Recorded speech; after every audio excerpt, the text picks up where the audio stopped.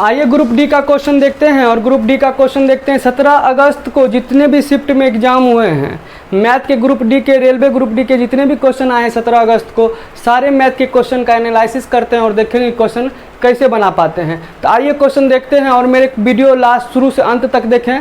Content ज़बरदस्त रहेगा और मेथड भी बहुत बेहतरीन मेथड रहेंगे। आप क्वेश्चन को बहुत आसानी से कर पाइएगा और बहुत जल्दी समझ पाइएगा। तो शुरू से अंत तक क्वेश्चन देखिए और देखिए 17 अगस्त ग्रुप डी का क्वेश्चन को एनालिसिस या क्वेश्चन को कैसे बनाते हैं, सारे क्वेश्चन का रिव्यू आप यहाँ बोर्ड पे देखिए। आइए समझते हैं। कहता है एक वस्तु का क्रय मूल्य 800 रुपया है। एक वस्तु का जो क्रय मूल्य है यानी कॉस्ट प्राइस है वो कितना है, 800 रुपया। एक वस्तु हम 800 रुपया में खरीदते हैं, उस पर 10% का छूट देते हैं। कितने प्रतिशत का छूट दे रहे हैं, 10% का छूट दे रहे हैं। अगर आप 10% का छूट देते हैं, देखिए प्रतिशत के बगल में क्या लगा है, छूट लगा है। आप 10% का छूट दीजिएगा तो छूट हमेशा अंकित मूल्य पर दिया जाता है। आप जानते होंगे छूट हमेशा किस पर दिया जाता है, अंकित मूल्य पर दिया जाता है। तो आप 10% को फ्रैक्शन में तोड़ें तो 10% को जब आप फ्रैक्शन में तोड़िएगा तो क्या हो जाएगा, 1/10। तो आपका अंकित मूल्य कितना होगा, 10। छूट कितना का दे रहे हैं, 1 का। तो आप सामान कितना में बेचिएगा, आप सामान 9 में बेचिएगा। 10% का छूट देते हैं तो 10% को पहले फ्रैक्शन में तोड़ लें। 10% का वैल्यू 1/10 होता है और छूट हमेशा दिया जाता है अंकित मूल्य पर, और जिस पर दिया जाता है उसको नीचे रखते हैं। तो अंकित मूल्य आपका क्या आ रहा है, 10 आ रहा है और 10 में 1 रुपया हम छूट दे रहे हैं तो सामान हम 9 में बेच रहे हैं। आपका एक डाटा, 1% डाटा को हम क्लियर कर दिए हैं। दूसरे परसेंटेज डाटा को देखते हैं कैसे क्लियर। दूसरे पर 12% का लाभ होता है। यहाँ पे देखिए 12% का क्या है, लाभ है। तो 12% का लाभ है और लाभ हमेशा क्रय मूल्य पर दिया जाता है। तो 12% को पहले फ्रैक्शन में तोड़ लें तो 12% की वैल्यू आप जानते हैं 1/8 होगा। 12% की वैल्यू क्या होगी, 1/8 होगी। तो 12% का लाभ हो रहा है, तो लाभ लगा है तो यानी क्रय मूल्य आपका क्या हो जाएगा, नीचे वाला। जानते हैं कि लाभ प्रतिशत या हानि प्रतिशत हमेशा क्रय मूल्य पर दिया जाता है। तो क्रय मूल्य आपका है क्या, 8 है। तो सामान आप 8 में खरीदे हैं, लाभ कितने का हुआ, ऊपर वाला लाभ 1 का लाभ और सामान आप बेचिएगा कितना में, 9 में बेचिएगा। तो आपके 2 रेशियो आ रहे हैं। एमपी आपका कितना है, 10 में आप खरीदे हैं, माने एमपी सामान का कॉस्ट प्राइस माने अंकित मूल्य आपका 10 है और सामान आप कितना में बेच रहे हैं, 9 में बेच रहे हैं। और यहाँ पे एसपी आपका 9 है। ये पहला रेशियो बन गया। दूसरा रेशियो आप देख सकते हैं, आप सामान खरीदे कितना में है, 8 में खरीदे हैं। सामान आप 8 में खरीदे हैं और बेचते कितना में है, 9 में बेचते हैं। तो यहाँ पे देखिए सेलिंग प्राइस आपका क्या है, सामान है। तो सेलिंग प्राइस आपका सामान है तो आपका रेशियो आ रहा है एमपी, एसपी और सीपी का जो रेशियो आ रहा है, एमपी का रेशियो क्या है, 10, एसपी क्या है, 9 और सीपी क्या है, 8 है। ये 8 है। तो आपका कहता है कि सामान का क्रय मूल्य 800 है। तो सामान का क्रय मूल्य कितना है, 8 यूनिट है, मर दे रखा है 800। 1 यूनिट की वैल्यू क्या आएगी, 100। यहाँ पे देखेंगे तो 1 यूनिट की वैल्यू क्या आएगी, 100 आएगी। तो कहता है आपका अंकित मूल्य क्या होगा, यानी कि आपकी मार्केटिंग प्राइस क्या होगी। तो 100 से गुना कर आपका क्या आ जाएगा, 800 आ जाएगा। क्या हो जाएंगे आपके 1000 आंसर आ जाएंगे। तो ये आपका आंसर आ रहा है 1000। तो आप क्वेश्चन ऐसे बना सकते हैं। आइए दूसरा तरीका से समझते हैं, दूसरे तरीका से क्वेश्चन को हम कैसे सॉल्व करते हैं। आइए दूसरा तरीका समझ रहे हैं।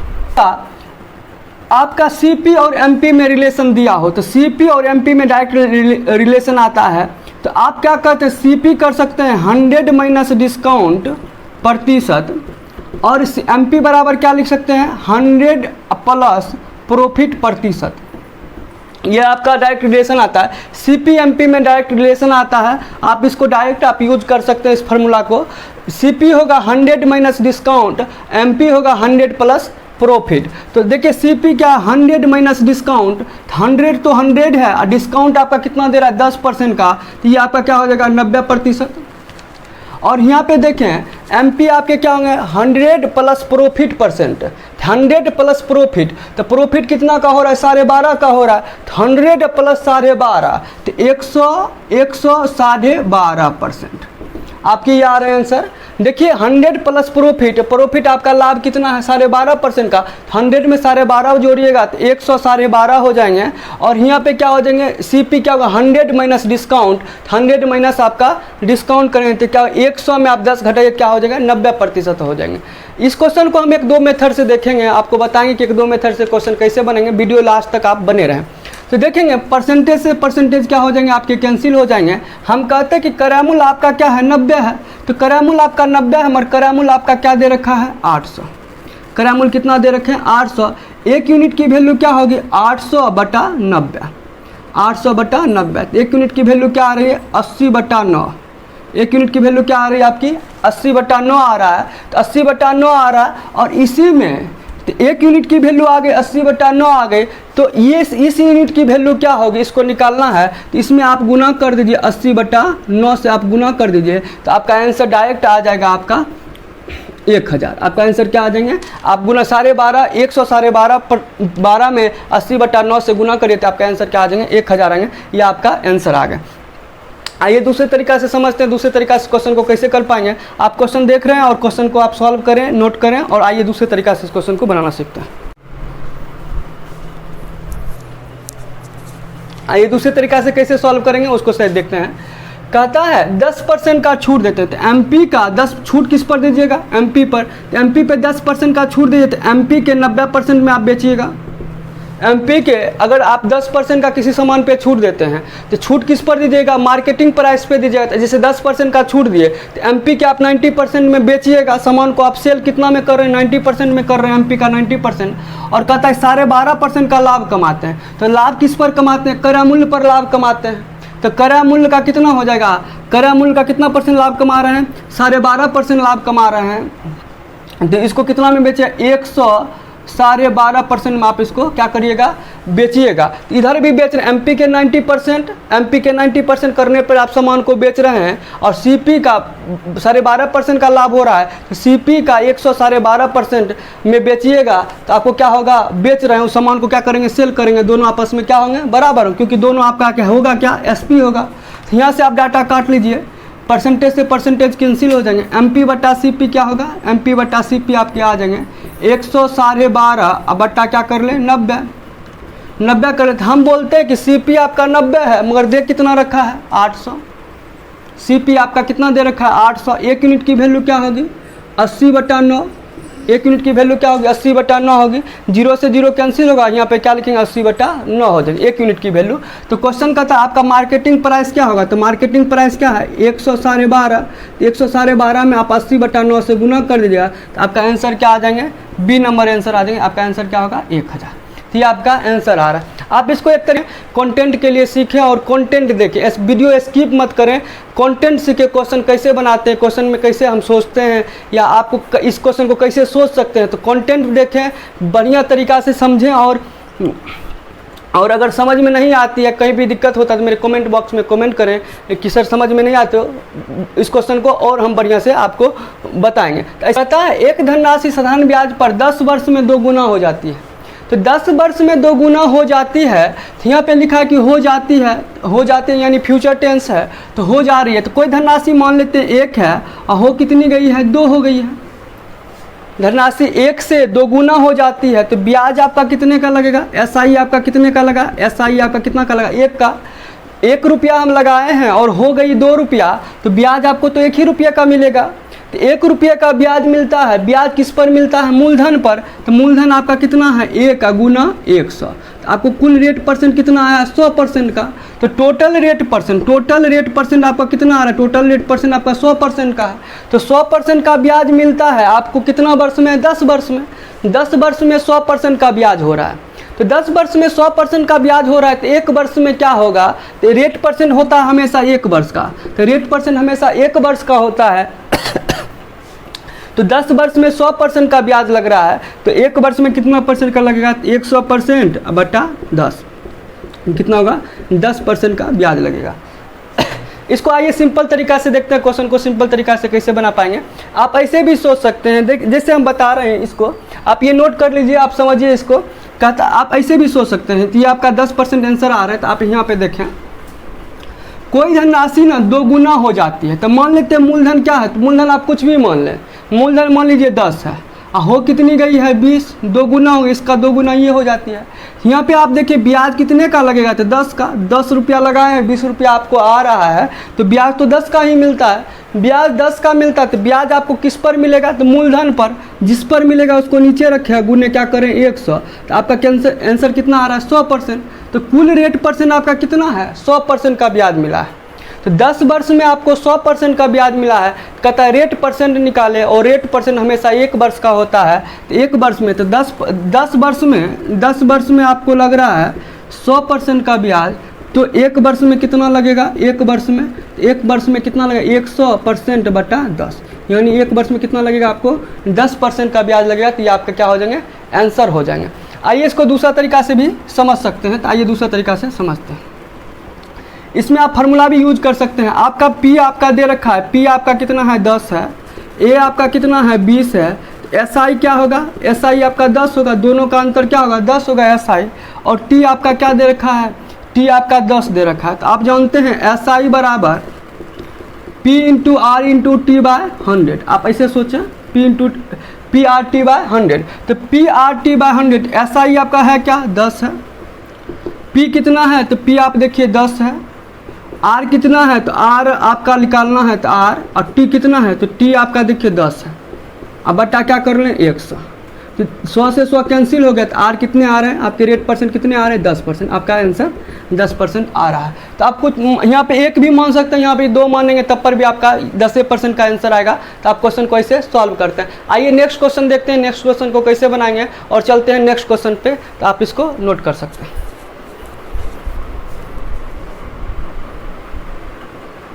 अब बना सकते हैं। तो आइए क्वेश्चन को सॉल्व करते हैं और देखते हैं क्वेश्चन कैसे बनाते हैं।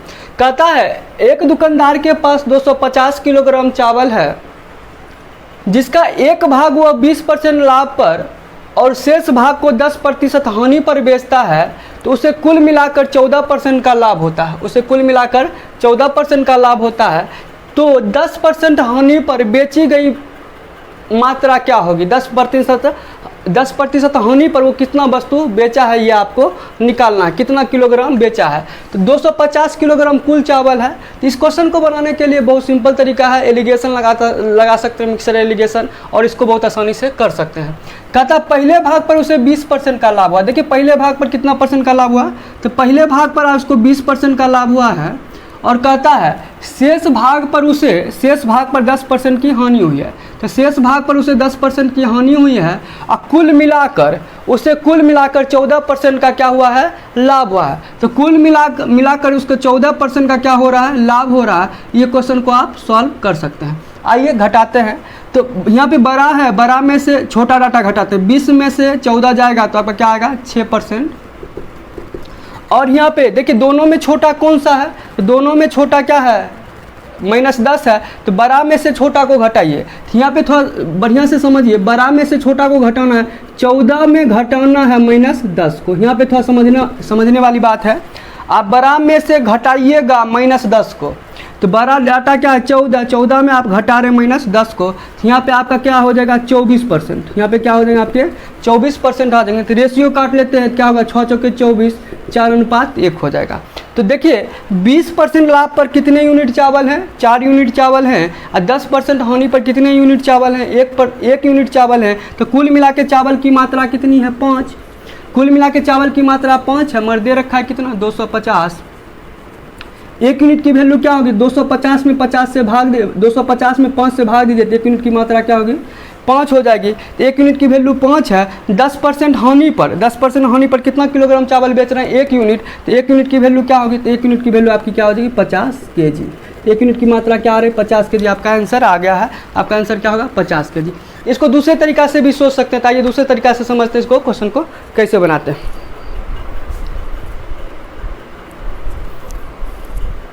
आप इसे नोट कर लें, दूसरे तरीका से भी सोच सकते हैं। सेम मेथड है, मगर थोड़ा सोचने का तरीका अलग है। तो आइए इसको समझते हैं और बढ़िया से।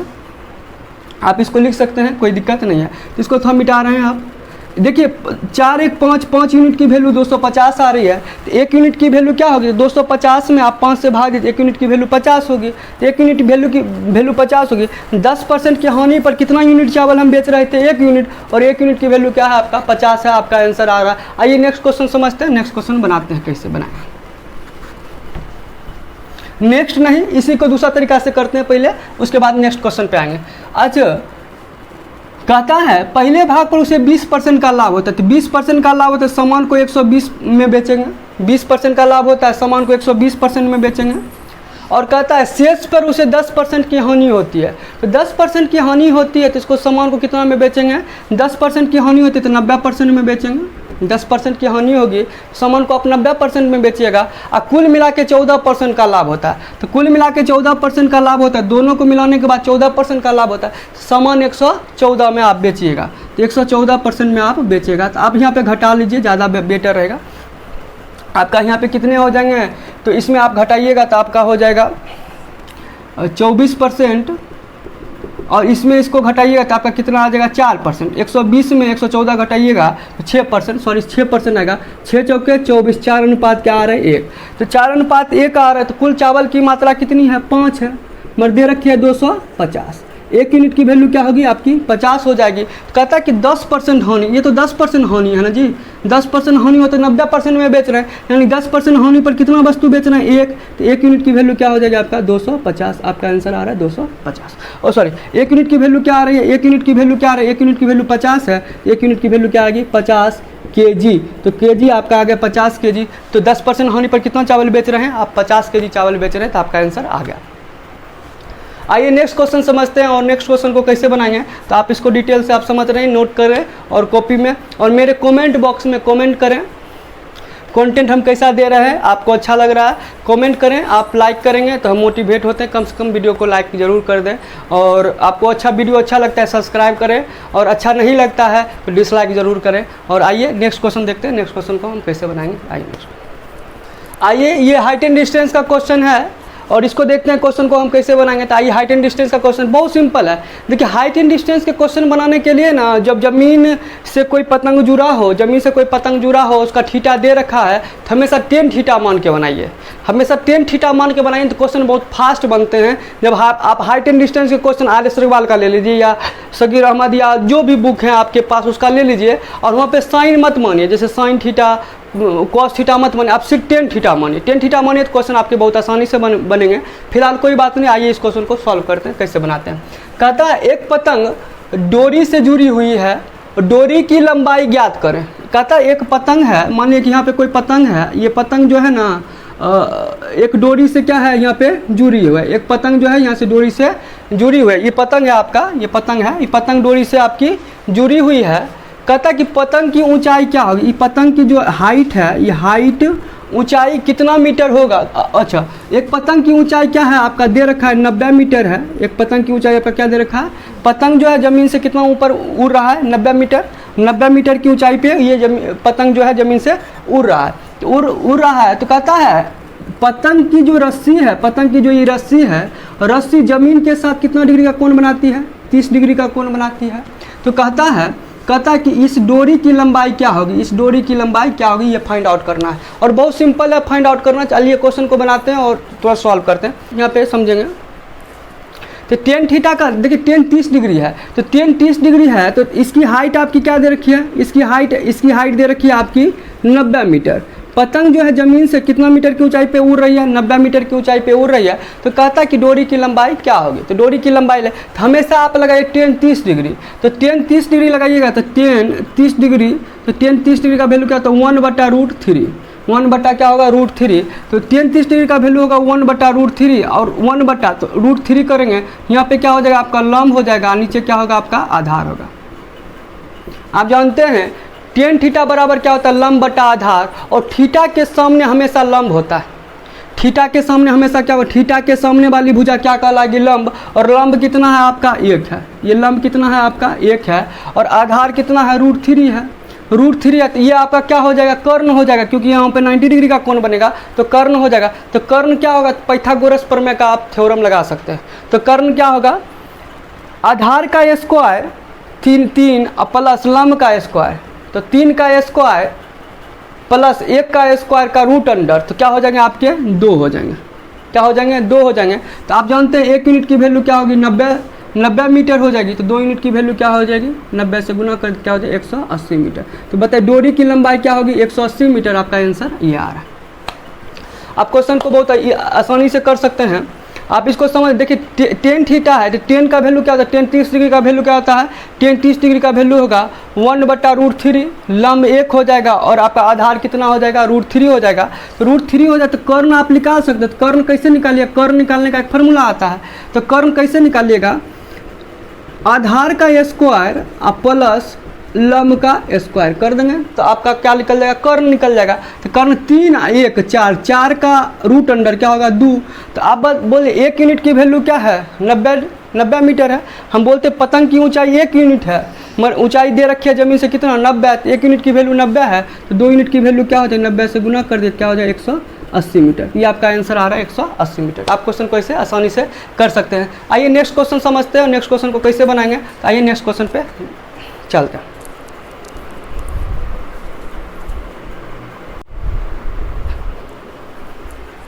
आइए ये क्वेश्चन देखते हैं। क्वेश्चन बहुत बढ़िया है और समझते हैं क्वेश्चन को हम कैसे बना पाते हैं। तो आइए समझते हैं। कोई धन साधारण ब्याज पर 1/4 साल में 41/40 गुना हो जाती है। 41/40 कहता है कोई धन जो है ना 4 साल माने कि 1/4 साल में 41/40 गुना हो जाती है। तो नीचे वाला हमेशा आपका मूलधन होता है। तो मूलधन यानी प्रिंसिपल मूलधन कितना है 40 और हो कितना गई है 41, हो कितना जाती है 41 हो जाती है। यहाँ पे देखेंगे ब्याज कितने का लगा, SI आपका कितना का लगा है, 1 का SI लगा है। 40 से 41 रुपया हो रही है तो 1 का ब्याज लग रहा है। अंतर दोनों का कितना, 1 का ब्याज लग रहा है। तो 1 का ब्याज है 1/4 साल में। तो 1/4 साल में आपका जो SI है, SI कितना है 1 है।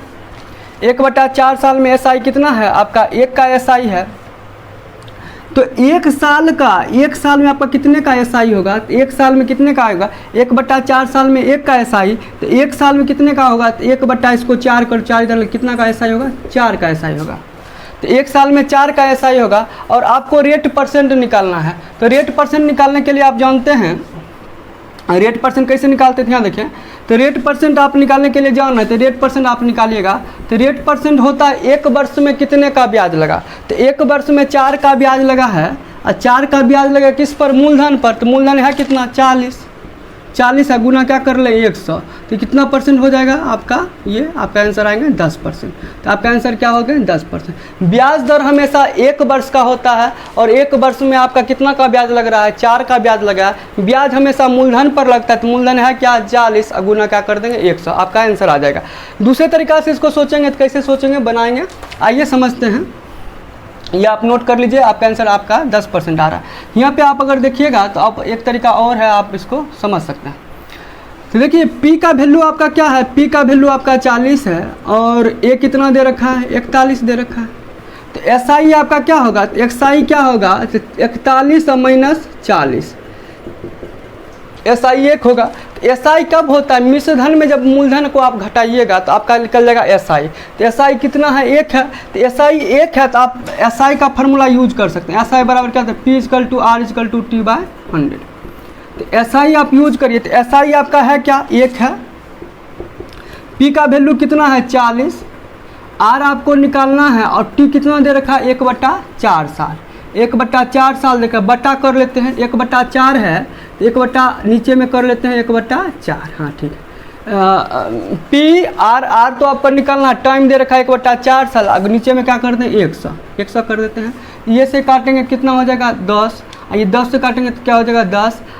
ये इसमें इससे गुना करें तो क्या हो जाएगा 10 बराबर R। तो R कितना आ रहा है आपका 10%। R कितने आ रहे हैं आपके 10%। आप फार्मूला पे भी जाके क्वेश्चन को सॉल्व कर सकते हैं और ऐसे आप बना सकते हैं। आइए नेक्स्ट क्वेश्चन देखते हैं। 17 अगस्त में जो क्वेश्चन पूछे गए हैं उसका नेक्स्ट क्वेश्चन देखते हैं ग्रुप डी का। आइए नेक्स्ट क्वेश्चन पे।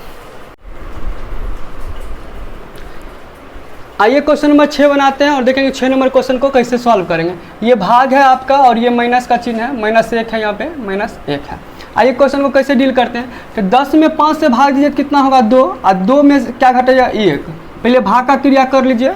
तो 10 में 5 से भाग देंगे क्या होगा 2 और लास्ट में कर देंगे 1, छोटी ब्रैकेट प्लस। यहाँ से 27 में 3 से भाग तो 9 तिया 27, यहाँ पे 9 आएगा और 9 आएगा तो यहाँ पे क्या कर सकते हैं, ये क्या हो जाएगा आपका 9 + 1। ये आपका आंसर क्या आ जाएंगे 10। आपका आंसर आ रहा है 10, आपका ये आंसर है। आइए नेक्स्ट क्वेश्चन देखते हैं। आइए क्वेश्चन देखते हैं। बहुत इजी क्वेश्चन पूछा है। देखते हैं क्वेश्चन को कैसे बनाते हैं। एक त्रिभुज का कोण ए 40 डिग्री है, तो हम एक त्रिभुज का कोण दे रखा है, हम मान लेते हैं त्रिभुज ए बी सी है, तो एक कोण क्या दे रखा है आपका 40 डिग्री दे रखा है, और कोण बी आपका कितना दे रखा है 70 डिग्री दे रखा है।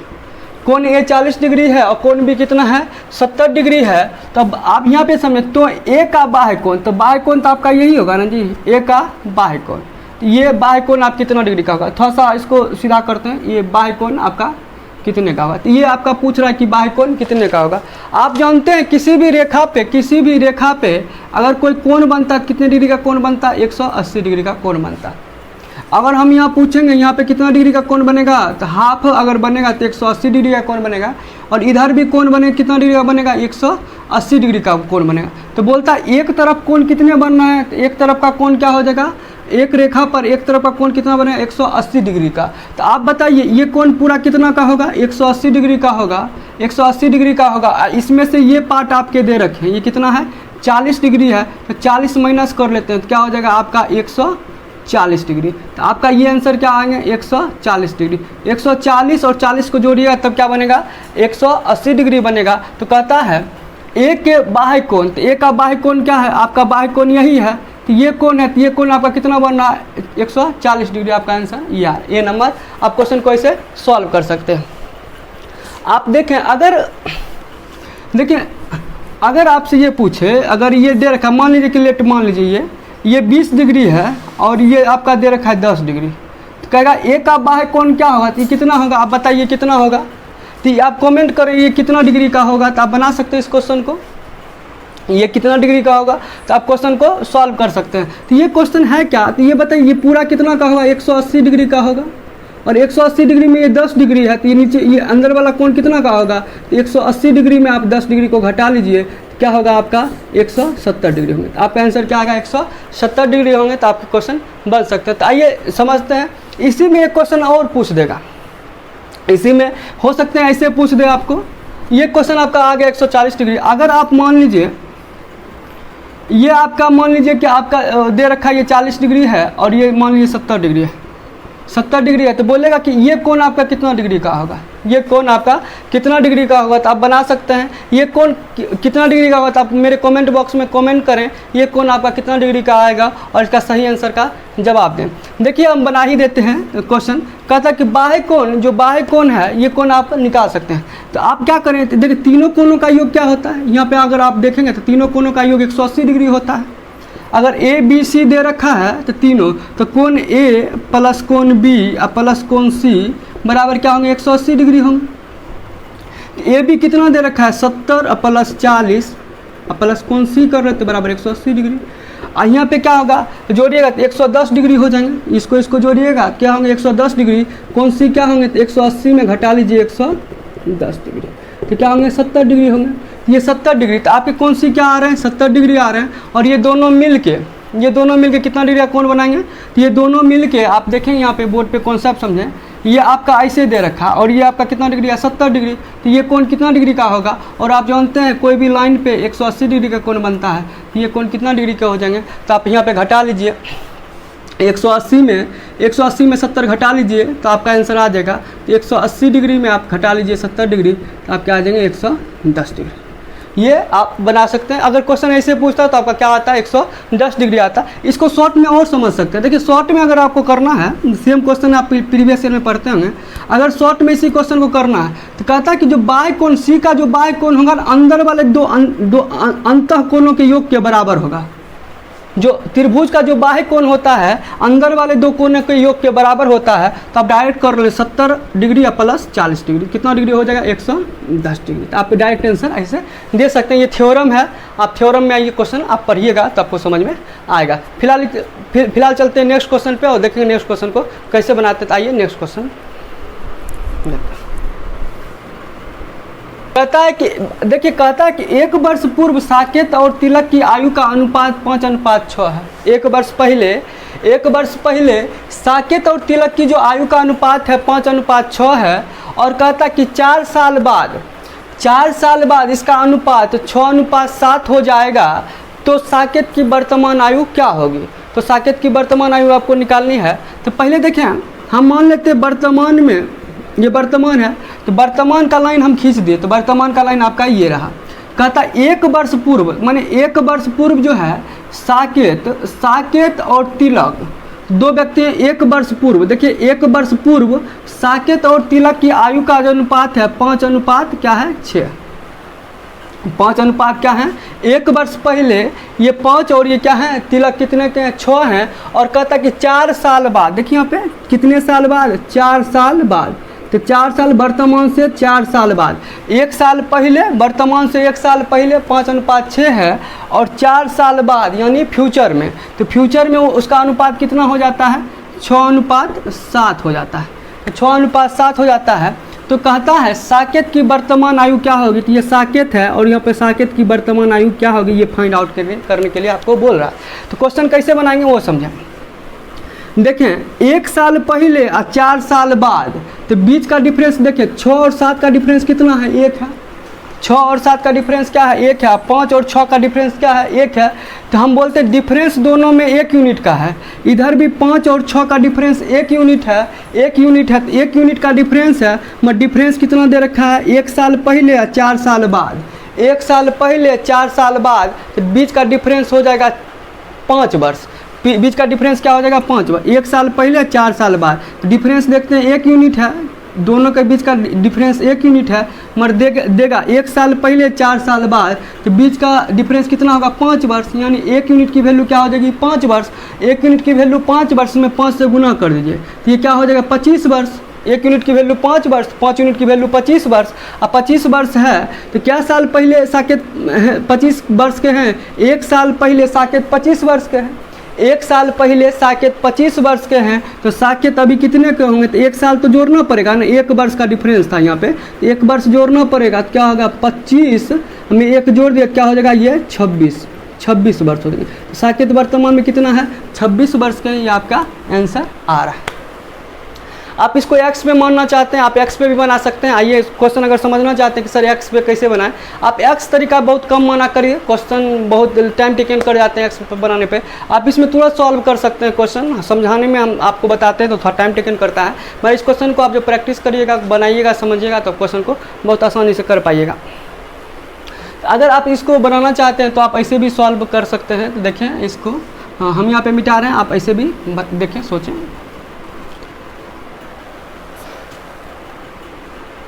कहता है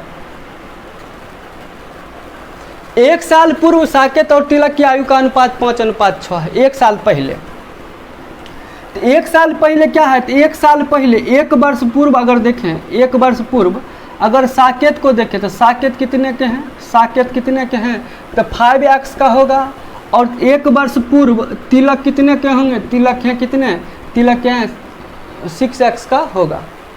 अब कहता है 1 वर्ष पूर्व है, 1 वर्ष पूर्व की आयु है, तो वर्तमान में कितने के होंगे, वर्तमान में तो 1 वर्ष पूर्व की आयु है तो वर्तमान में क्या होंगे 5x + 1, 5x + 1, एक जो 1 वर्ष पहले 5x का है तो 1 जोड़ेंगे तो वर्तमान में आएगा, और तिलक वर्तमान में क्या आएंगे 6x + 1, ये वर्तमान आयु है। और कहता है कितने साल बाद, 4 साल बाद, तो 4 साल बाद दोनों, तो 4 साल बाद तो दोनों में 4 जोड़ेंगे, 4 साल बाद दोनों में 4 जोड़ दिए तो अनुपात क्या हो जाता है, साकेत और तिलक का अनुपात हो जाता है 6:7 हो जाते हैं, 6 अनुपात क्या हो जाते हैं 7 हो जाते हैं। तो कहता है तिलक की वर्तमान आयु क्या होगी, तो तिलक की साकेत की वर्तमान आयु क्या होगी, तो आप इसको सॉल्व करें, देखते हैं सॉल्व करके, इसको मिटा लेते हैं, सॉल्व कर रहे हैं यहाँ पे 5x + 5 और 6x + 5 क्या है 6/7 दे रखा। आप क्रॉस कर लें, ज़्यादा बेटर रहेगा, क्रॉस कर लें, 7×5 = 35 x + 7×5 = 35 और 6×6 = 36 x और 6×5 = 30 आ रहे हैं। अब इसमें से घटा लेते हैं, तो इसको इधर कर लेते हैं, इसको कर लेते हैं, यहाँ पे क्या हो जाएगा 35 में 30 गया तो 5, और इसको उधर करें क्या होगा 1x, तो 1x आ गया। तो आप देखें x की वैल्यू क्या हो जाएगी, x की वैल्यू क्या हो जाएगी 5, x की वैल्यू क्या हो जाएगी 5 हो जाएगी। तो 1 वर्ष पहले साकेत कितने का है, तो 1 वर्ष पहले साकेत कितने का 5x का है, तो x की वैल्यू क्या है 5 यानी 25 रख दें यहाँ पे, यहाँ 1 साल पहले साकेत कितने के हैं, 5x का है, यानी x का वैल्यू यहाँ पे 5 है, 5 रखे तो 1 साल पहले साकेत कितने के हैं, 25 वर्ष के हैं, 25 वर्ष के हैं। तो वर्तमान में कितने होंगे, तो वर्तमान में 1 साल पहले ही 25 के हैं, 1 साल पहले तो 1 जोड़ना पड़ेगा, कितने के होंगे, 26 वर्ष के होंगे। इस क्वेश्चन को आप ऐसे सॉल्व कर सकते हैं x मान के। बड़ी लेंदी तरीका है, प्लीज़ इस क्वेश्चन को आप x मान के नहीं बनाइए, आप उसी मेथड को सीखिए जिससे आपके क्वेश्चन फास्ट बनते हैं। बहुत लड़के का कैलकुलेशन बहुत अच्छा होता है, तो आप इस तरीका से आप बना सकते हैं। तो आइए नेक्स्ट क्वेश्चन देखते हैं और नेक्स्ट क्वेश्चन को कैसे बनाते हैं। तो आइए चलते हैं नेक्स्ट क्वेश्चन पे।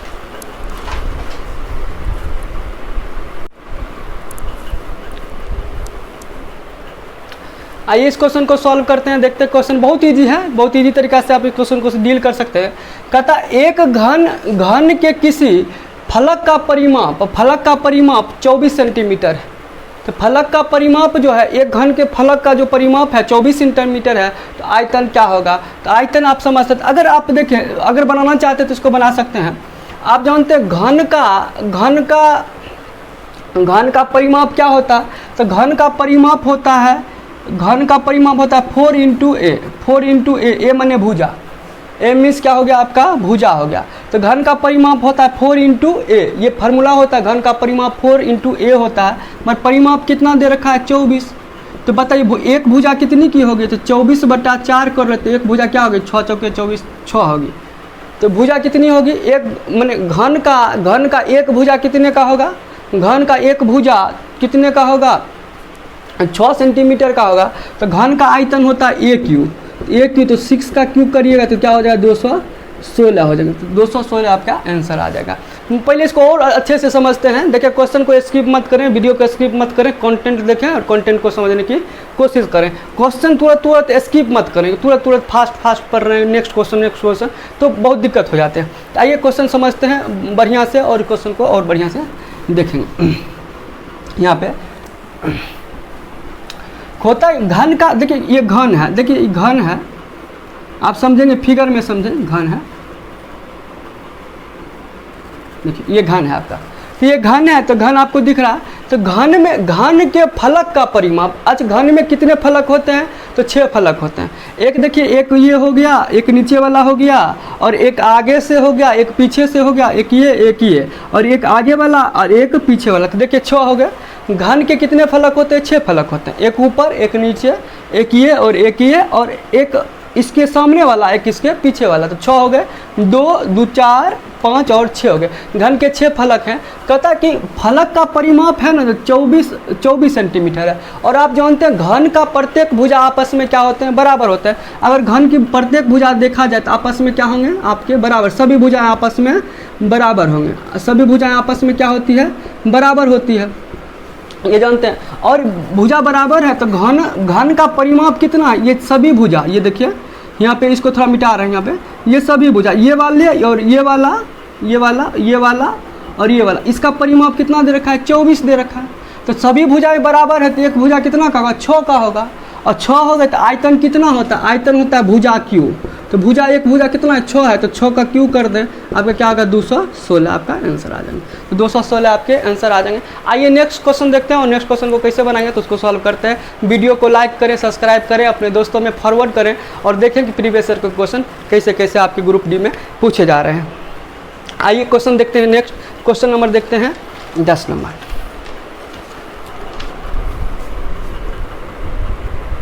सेंटीमीटर को मीटर में बदलना, तो सेंटीमीटर को मीटर में बदलने के लिए क्या करेंगे, 100 से भागा देंगे।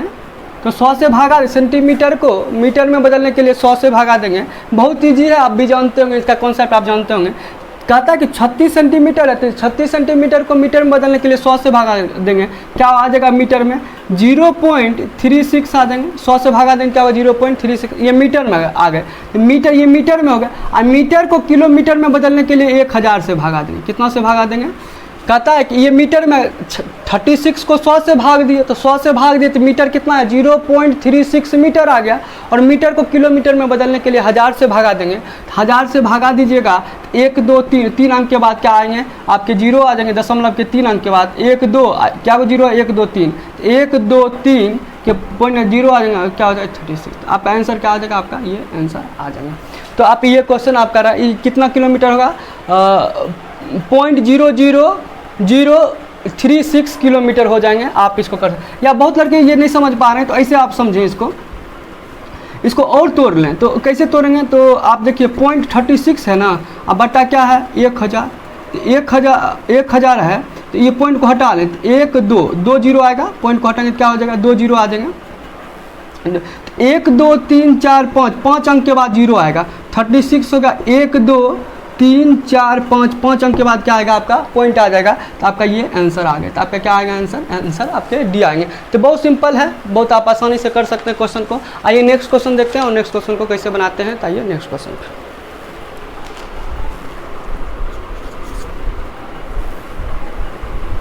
पर समझते हैं और क्वेश्चन नंबर 11 को देखते हैं कैसे बनाएंगे। तो ये क्वेश्चन पूछा गया है शिफ्ट में, तो क्वेश्चन को देखते हैं और सॉल्व करते हैं कैसे बनाएंगे। कहता है ABC में इस प्रकार बांटा गया, तो A और B 5 अनुपात क्या है 2 है। तो A और B का अगर रेशियो देखिएगा तो 5 अनुपात क्या है 2 है। और यहाँ पे देखिए तो B और C का रेशियो, तो B तथा C का अनुपात क्या है 7 अनुपात 13, 7 अनुपात क्या है 13 है।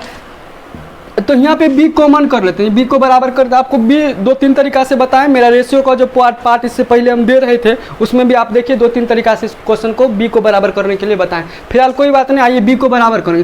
तो B को बराबर करेंगे तो इस 7 को इधर मल्टीप्लाई कर देंगे, ऐसे 2 को इधर मल्टीप्लाई करेंगे। देखिए B दोनों जगह बराबर है, B 14 है, B यहाँ भी 14 है। 2 से इधर मल्टीप्लाई किए तो इधर भी 2 से मल्टीप्लाई करना पड़ेगा, इधर 7 से मल्टीप्लाई किए तो इधर भी 7 से मल्टीप्लाई करना पड़ेगा। आप देखिए C का वैल्यू क्या है, B देखिए B आपका 14 आ रहा है, B क्या आ रहा है A का वैल्यू आपका क्या आ रहा है, A का वैल्यू 35, B का वैल्यू क्या आ रहा है 14 और C का वैल्यू क्या है 13 दूनी 26। तो C का वैल्यू क्या आ रहा है आपका, क्वेश्चन यही 26 आ रहा है। तो कहता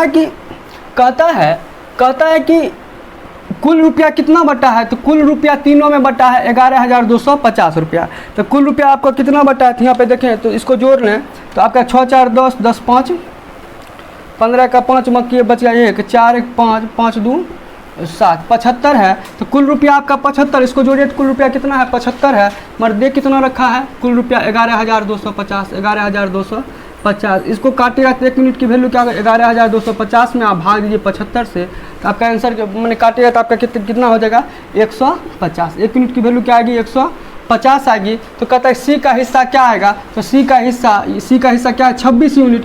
1 यूनिट की वैल्यू 150 आ रही है, 26 यूनिट की वैल्यू क्या होगा 26 में 150 से गुना कर दीजिए, आपका आंसर आ जाएगा। तो आंसर क्या आएंगे आपके 3900, कितने आएंगे आपके 3900 आपके आंसर आएंगे। तो आपका आंसर क्या होगा B नंबर होंगे।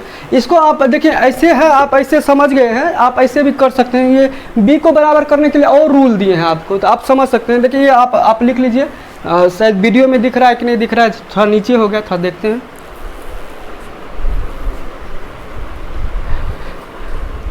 चलिए ठीक है, आपको दिख रहा है यहाँ पे। तो चलिए इस क्वेश्चन को नोट, यहाँ पे B को ना और तरीका से बराबर किया जा सकता है, तो आप समझेंगे यहाँ पे कैसे बराबर करें।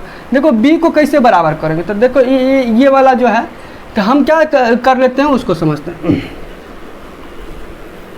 B को देखिए ABC का रेशियो पूछ रहा है, ABC, तो आपका क्या ABC है और AB क्या है, AB आपका क्या है 5 अनुपात 2 है, तो 5 अनुपात यहाँ पे 2 लिख लें। और BC का रेशियो क्या है, तो 7 अनुपात 13 है, तो यहाँ पे 7 अनुपात 13 लिख लें। जहाँ पे खाली है वहाँ पे आप बगल वाले डाटा को रखें, यहाँ पे 2 रख लें और यहाँ पे क्या रखें 7 रखें। तो 7 5 35, 7 दूनी 14 और 13 दूनी 26, 13 दूनी 26। तो कुल आपको कुल धनराशि कितना है, तो तीनों का योग 75 मर दे रखा है, तीनों का योग 11,250। 1 यूनिट की वैल्यू आप देखिए 150 आया है, 26 यूनिट की वैल्यू आपको निकालना है, तो 150 से गुना कर दीजिए, आपका आंसर आ जाएगा 3900। तो आपका आंसर आ रहा है 3900। अगर आपका बोलता कि B का वैल्यू क्या होता 14 गुना 150 कर लेते, A का वैल्यू पूछता क्या करते 35 गुना 150 कर लेते, जिसका वैल्यू पूछता उसमें 150 से मल्टीप्लाई करते, आपका आंसर आ जाता। आइए नेक्स्ट क्वेश्चन देखते हैं और देखते हैं नेक्स्ट क्वेश्चन को हम कैसे बनाएंगे। तो आइए नेक्स्ट क्वेश्चन देखते, क्वेश्चन को कैसे बना पाएंगे। तो यहाँ पे कहता है 8.25% की वार्षिक ब्याज की दर से 2000 की धनराशि 73 दिन में साधारण ब्याज क्या होगा, 73 दिन का साधारण ब्याज क्या होगा। तो आइए क्वेश्चन को सॉल्व करते हैं, बहुत ईजी क्वेश्चन है।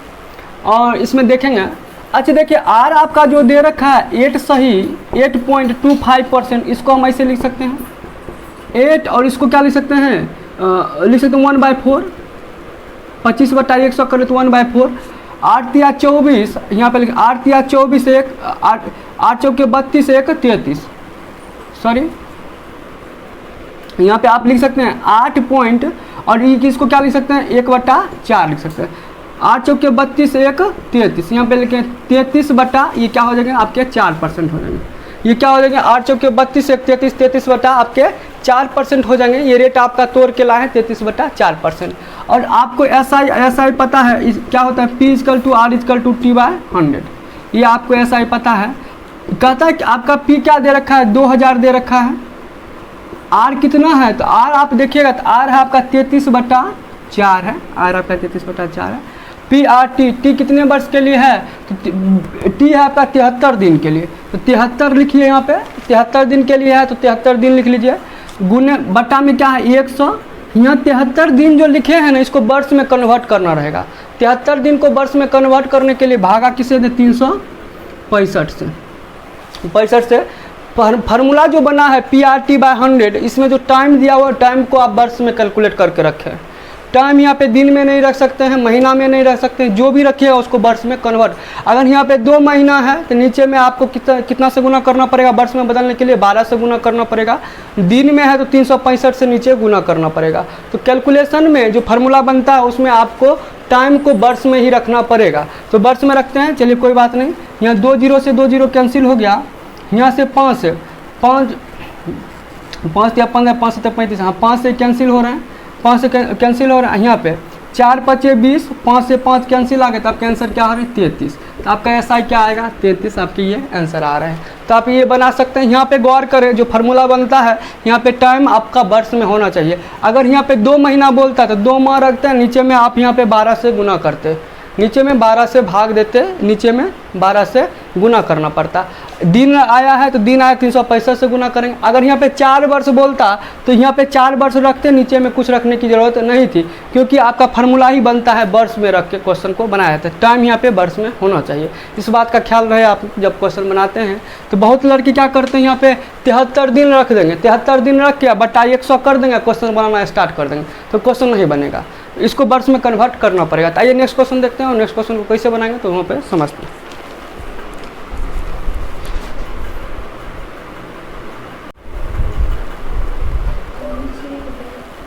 देखिए क्वेश्चन को बढ़िया से समझने की जरूरत है। ये क्वेश्चन बेहतरीन है और एवरेज से रिलेटेड क्वेश्चन है, और क्वेश्चन को बहुत इजी तरीका से कर पाइएगा। तो आइए 2 तरीका से देखते हैं इस क्वेश्चन को कैसे हम बना पाते हैं। x 20, 28 और 36 के औसत का 60% है। x जो है इस सभी के औसत का क्या है 60% है। तो औसत निकालने के लिए आपका फार्मूला क्या बनता है, सभी संख्याओं का योग बटा कुल संख्या। तो औसत बराबर क्या होंगे, एवरेज बराबर क्या होंगे, सभी संख्याओं का योग। तो आप योग करिए तो 20 है, 28 है और क्या है 36 है। तो ये सभी संख्याओं का योग हो गया बटा कुल संख्या। संख्या क्या है 1 2 3, 3 संख्या। औसत बराबर क्या होते हैं, सभी संख्याओं का योग बटा कुल संख्या। तो सभी संख्याओं का योग बटा क्या कर दिए कुल संख्या। तो ये आपका क्या हो जाएगा औसत निकालते हैं, इसको जोड़िएगा तो हो जाएंगे आपके 84 बटा क्या हो जाएंगे 3, क्या हो जाएंगे 3 हो जाएंगे। और कहता है कि जो आपका x का वैल्यू है, जो x है वो औसत का कितना परसेंट है, औसत आपका 83/3 है। औसत का कितना परसेंट है, जो x है 60% है। तो 60% की वैल्यू 60/100 कर लेते हैं और इसको काटते हैं, क्या हो जाएगा 3/5, 3/5 ये कट जाएगा और इसे काटिएगा क्या हो जाएगा 16.8। ये आपका आंसर आएगा 16.8। आपका आंसर क्या आएंगे 16.8 आ जाएंगे, ये आपका राइट आंसर हो जाएगा। तो ये आप ऐसे क्वेश्चन को कर सकते हैं, या आप सोचेंगे तो आप ऐसे भी इसको डायरेक्ट लिख सकते हैं, कोई दिक्कत नहीं है, इशू नहीं है, इसको आप ऐसे लिखते हैं। कहता है जो x है आपका, जो x है वो सभी के औसत का 60% है। सभी के औसत यानी 20 + 28 + 36 सभी संख्याओं का योग बटा कुल संख्या। ये आपका औसत का कितना परसेंट है 60%। तो 60% की वैल्यू क्या होती है 3/5। यहाँ पे 3/5 से गुना कर दें, आपका आंसर आ जाएगा। आपका x का वैल्यू यहाँ पे अगर इसको कैलकुलेशन करिएगा, अभी जस्ट निकाले हैं तो क्या आएगा 16.8 आपका आंसर आ जाएंगे। देखिए इसको ना और समझ सकते हैं। अगर आप क्वेश्चन को आपको हाईली तरीक़ा से किए हैं, क्वेश्चन को एवरेज अच्छे से पढ़े हैं, तो आप एक मेथड और ज़रूर जानते होंगे, उसको आप देख लीजिए, उससे भी बना सकते हैं।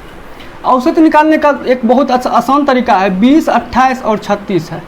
20, 28 और क्या है 36 है। तो आप एवरेज मान लीजिए, एवरेज आप कुछ भी मान सकते हैं, इसमें से कोई भी डाटा आप एवरेज मान सकते हैं। ऐसे एवरेज आप कुछ भी मान सकते हैं, कोई इशू नहीं है, मगर आपको थोड़ा सा आप बढ़िया से बता, इसमें से कोई भी एवरेज मान, आपका मान है 36 मान लीजिए, 28 मान लीजिए, 20 मान लीजिए, आप एवरेज कुछ भी मान सकते हैं। तो हम एवरेज क्या मान लिए 28। तो ये 28 से कितना कम है, ये 28 से 8 कम है, ये 28 से कितना कम है 0 कम है, और ये 28 से कितना अधिक है, तो 28 से ये देखिएगा तो ये 8 अधिक है। ये कितना अधिक है 8 अधिक है। तो आप इसको जोड़िए, ये नीचे वाले टर्म को जोड़िए तो क्या हो जाएगा आपका, नीचे वाला 8 से 8 कैंसिल होगा, नीचे वाला टर्म क्या होगा 0। तो इसमें ना 0 अधिक है ना 0 कम है, तो 0 अधिक आ रहा है, तो क्या औसत कितना आ गया 28, औसत 28 आ गया। 28 आने के बाद कहता है इसका कितना परसेंट, इसका 60% करिए। तो 60% का वैल्यू क्या होता है 3/5 कर लीजिए, आपका आंसर आ जाएगा। 3/5 कर लेते हैं तो 3/5 कर लीजिए। 28 का 3/5 आपके आ जाएगा 8 या 24 का 4, 84 बटा क्या कर लें 5, तो क्या 16/85 16.8, आपका आंसर क्या है 16.8 आ जाएंगे।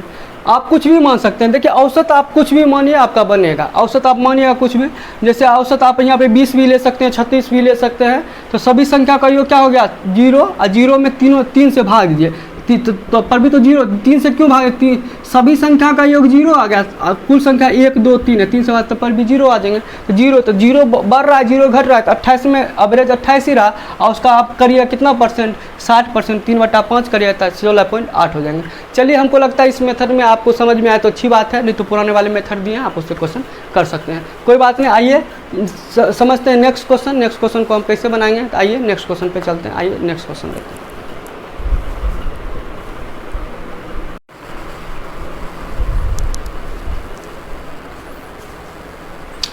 आइए देखते हैं क्वेश्चन को कैसे बनाएंगे। तो सर चलिए समझते हैं। ये क्वेश्चन आपको पूछा गया है 17 तारीख की शिफ्ट में, ग्रुप डी का क्वेश्चन है, रेलवे ग्रुप डी का, और 17 तारीख को जो एग्जाम है उसमें क्वेश्चन आए हुए हैं। तो आइए क्वेश्चन को बनाते हैं। तो एक चीज़ आप जानते होंगे, पहले से भी जानते होंगे, अगर आप टाइम एंड डिस्टेंस का क्वेश्चन किए हैं तो उसमें आप ये जानते होंगे। क्वेश्चन कहता है एक निश्चित दूरी, आप पहले थ्योरी समझ लें थोड़ा सा। एक निश्चित दूरी मान लीजिए ए है और बी है। तो एक लड़का क्या करता है ना, ए और बी है, एक निश्चित दूरी है, वो कहता है कि अगर x किलोमीटर प्रति घंटा की गति से गया और y किलोमीटर प्रति घंटा की गति से आया, y किलोमीटर प्रति घंटा की गति से गया। तो मान लीजिए कि आप घर से स्कूल गए और स्कूल से घर आए, तो इसके लिए एक फार्मूला आता है, आप फार्मूला जानिए। तो फार्मूला क्या आता है, एवरेज स्पीड बराबर, तो ये फार्मूला आता है एवरेज स्पीड बराबर होता है 2 × चालों का गुणनफल x × y। कहता है इसके लिए एवरेज स्पीड का फार्मूला आता है, अगर आप एक निश्चित दूरी जाते हैं और फिर आते हैं, जिस गति से गए और दूसरी गति से आए, माने गए जो गति से गए हैं, आए y गति से आए हैं, तो ऐसे फार्मूला बनता है 2 × x × y, यानी 2 × चालों का गुणनफल बटा चालों का योग। तो चालों का योग क्या होगा x + y कहता है। और इसमें कहता है एक लड़का एक निश्चित दूरी को जाने वापस आने में औसत गति कितना है 15 है। एक गया और आया, तो जाने और आने में दोनों मिलाकर औसत गति क्या है, दोनों मिलाकर औसत गति क्या है आपका, एवरेज स्पीड क्या है आपका, ये 15 दे रखा है। तो यहाँ पे थोड़ा ये आपका ऑप्शन है, ऑप्शन आप देख रहे हैं, यहाँ पे हम सॉल्व करते हैं। तो यहाँ पे एवरेज स्पीड क्या है आपका 15 है। और आप कहता यदि वह 20 की गति से जाता है, x की वैल्यू आपका क्या मान लिया 20 किलोमीटर प्रति घंटा, वो जाता है कैसे 20 के स्पीड से जाता है, तो x की वैल्यू क्या मान लिया 20। तो आपका टोटल एवरेज जाने आने का एवरेज स्पीड क्या है, तो जाने आने का एवरेज स्पीड 15 है। 2 × x का वैल्यू क्या है, यहाँ पे देखिए x का वैल्यू क्या है 20 है। y आने की गति क्या है, तो आने की गति y मान लिए हैं, तो y आपका नहीं दे रखा है, आने की गति क्या होगा ये y का वैल्यू निकालने का आता है, और बटा x + y। तो x क्या है आपका 20 है, आप प्लस क्या कर ले y कर ले, आपका आंसर आ जाएगा। तो चलिए इस क्वेश्चन को आप खुद से सॉल्व करिए और बताइए y का वैल्यू क्या हो सकता है। आप सॉल्व कर सकते हैं, ऐसे सॉल्व करते हैं 15 दूनी 30 यानी 300 अब प्लस 15y, 20 दूना 40, यहाँ क्या हो जाएगा y। आप इसमें उसको घटाइए 300 और घटाइए क्या हो जाएगा 25y हो जाएंगे। तो x का वैल्यू क्या होगा, y का वैल्यू क्या होगा 12, इसको करेंगे 12, 2500 के 100, 4 या 12, तो 12y हो जाएंगे। तो बताइए 12 किलोमीटर प्रति घंटा। तो बताइए वो कितने किलोमीटर के प्रति घंटा के स्पीड से गया था, वो गया था आपका 20 किलोमीटर प्रति घंटा के स्पीड से गया था, और आया कैसे 12 किलोमीटर प्रति घंटा के स्पीड से आया। आप ये 12 और 20 को इस फार्मूला में रखिएगा तो आपका यहाँ पे 15 आंसर आ जाएंगे। तो आज के लिए इतना ही, और क्वेश्चन जो अपडेट होते हैं तो फिर इसके लिए नेक्स्ट वीडियो मेरा आएगा, तो आप उसके साथ भी बने रहें। मेरे चैनल को लाइक करें, सब्सक्राइब करें। अभी 12:30 बज चुके हैं, 12 या 1 बजने वाले हैं, तो रात को 12:30 या 1 बज रहे हैं। तो अभी तक हम वीडियो शूट कर रहे हैं, तो आप मेरे कंटेंट को देख रहे हैं और कंटेंट आपको हम प्रोवाइड कर रहे हैं। तो आप मेरे वीडियो को लाइक करें, मेरे चैनल को लाइक करें, सब्सक्राइब करें, अपने दोस्तों में फॉरवर्ड करें, और मेरे साथ ऐसे ही बने रहें। नेक्स्ट वीडियो जल्द ही आएगा, और प्रीवियस ईयर में जो क्वेश्चन अभी पूछे जा रहे हैं ग्रुप डी के, वो सारे क्वेश्चन आपके अपडेट मिलते रहेंगे। और ख़ास बात यह है कि जितने क्वेश्चन आपको कराए हैं तो वीडियो को आप बढ़िया आराम से देखें और समझें और समझने की कोशिश करें। तो मिलते हैं अगले वीडियो में। आज के लिए इतना ही। शुभ रात्रि।